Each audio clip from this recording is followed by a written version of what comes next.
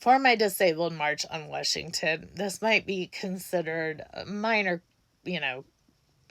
quibble, but it really fucking annoys me. I have heard these terms called SSI and SSA, which is not entirely correct because SSA controls SSI, the Social Security, and then administration and income. That's A and I. Nobody knows what terms to use to differentiate. And here's what I'm proposing, and they ain't gonna like it, but I don't care. Raise fucking taxes. You gotta take care of your own, you Christ lovers. How dare you? Christian nation, my ass. Okay, so the difference between types of disabilities, and the fun part here is D means disability, but these are for mostly all disabled.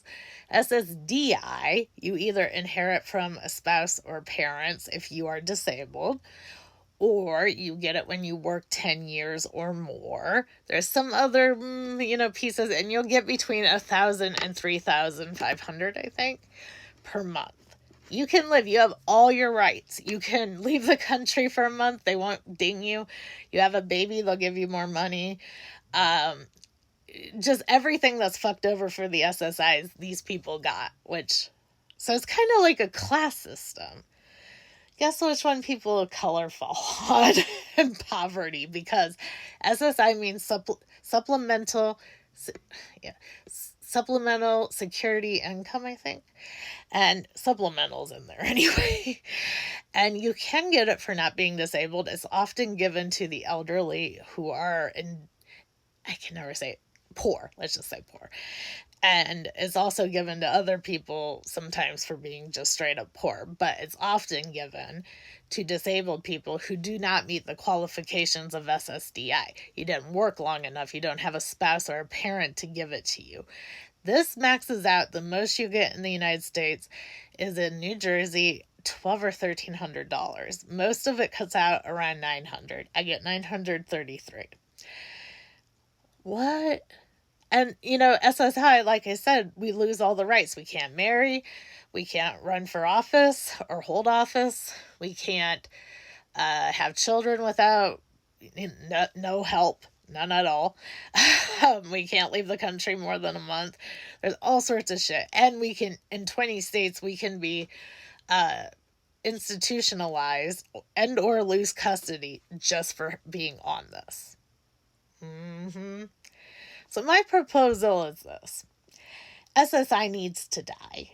There should no longer be a class system. If you want to give the SSDI people still more money, make that a different setup entirely. Take the D out of it. Call it the workers' compensation or some shit.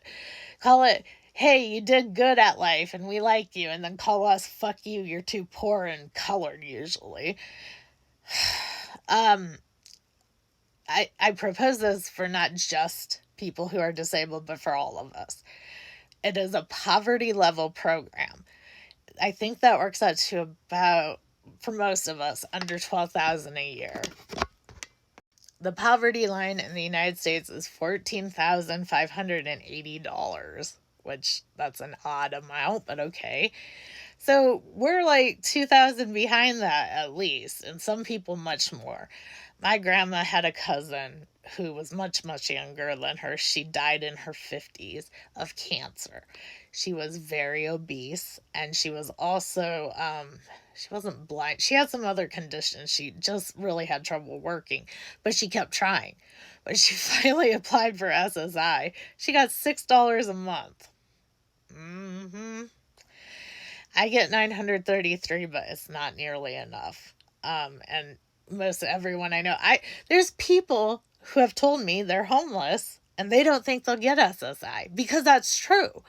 And we'll get to the hoop jumping in another video, but SSI needs to die. They need to replace it. I propose that they give us what they're giving the SSDI right now. I'd say at least $2,000 a month to $5,000. And you're going, oh, welfare queen, why do you think you deserve that without working?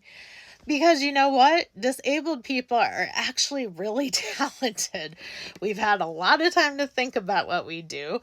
And while we can't work at the capitalist expectation, having that kind of money where we wouldn't have to worry about housing, because good luck getting HUD. Don't Section 8 bullshit me. That just doesn't work. Or if you live in a city as a 11-year wait list and you get bed bugs and cockroaches because they want to drive you out so they can make it a full price property. But if we actually had something we could live on, I think we could do stuff. I think we'd be very talented. There's people who become disabled that were teachers and lawyers. There's people who become disabled who are artists, etc. If we had a living wage, we could contribute way more to society, like so much. And you could ding us for that. You could take what we make out of that. I'm fine with that. As long as it's 3 to 5,000. Yeah, I said 3. 3 to no, yeah, I said 3 to 5,000. Yes. Okay. And for the SSDI, I don't see why they get more. I'm going to be honest. I think all our rights and all our amounts should merge, really. Because it's just wrong. If you're born disabled, you can't work. I'm not going to claim I was born disabled, but I definitely had fibromyalgia by the age of 4 or 6. And it always strongly affected me. I was so late to every retail shit job I had because getting there and getting awake was ridiculous. There's times I can't get out of bed and refer back to our medication access because you medicate me good and you let me be on a free schedule. I could go work all sorts of shit. Give me a stool, I'll sit there, I'll ring people up. As long as it's not COVID season, because you ain't going to mass those people. North Carolina. So, yeah. We deserve a living wage just like everybody else in the United States.